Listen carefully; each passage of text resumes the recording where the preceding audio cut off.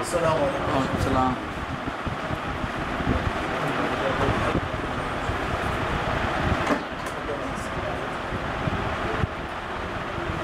আল্লাহ বিবাহ হতে তো আপনার মে মাসে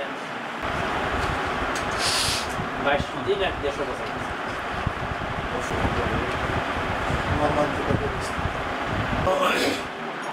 এরকম কিছু নিবেদিত প্রাণ আত্মত্যাগের কারণ এবং তাদের ত্যাগের বিনিময়ে আজকে আমরা মুক্তি পেয়েছি।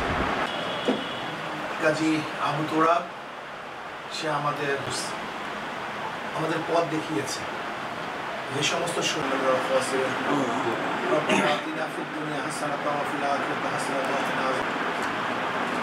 اللهم احفظنا من كل بلاء الدنيا وعذاب الآخرة জান্নাতের বাগিচা বানায় দেন। আল্লাহ তার পরিবার পরিজন সবাইকে ধৈর্য ধারণ করে তৌফিক দান। সাল্লাল্লাহু তাআলা আলা খায়রি খালকি মুহাম্মাদ ওয়া আলিহি ওয়া আসহাবিহি ওয়া আজওয়াজিহি ওয়া আতবাইহি আজমাইন।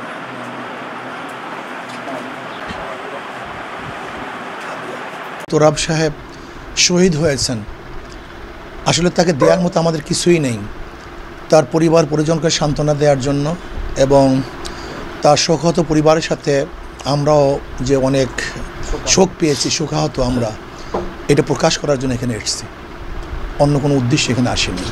এবং তারা হলো জাতির সবচেয়ে বড় বীরশ্রেষ্ঠ সন্তান। এর জন্যই এই বীরশ্রেষ্ঠ পরিবারের সাথে সাক্ষাৎ করার জন্য আমরা এখানে এসেছি। মানবতার স্বার্থে ইসলামী আন্দোলন, ইসলাম দেশ মানবতার স্বার্থে ইসলামী আন্দোলন সব সময় কাজ করে।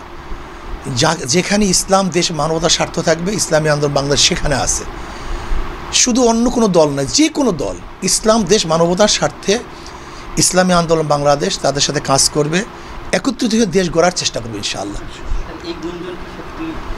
আমি তো বলছি যে মানুষ চায় যে ইসলাম দেশ মানবতার স্বার্থে যেন সব ঐক্যবদ্ধভাবে কাজ করি। এখনও বলা যায় না, এখন তো সূচনা মাত্র। রাজনৈতিক স্থিতিশীল এখনও আসেনি।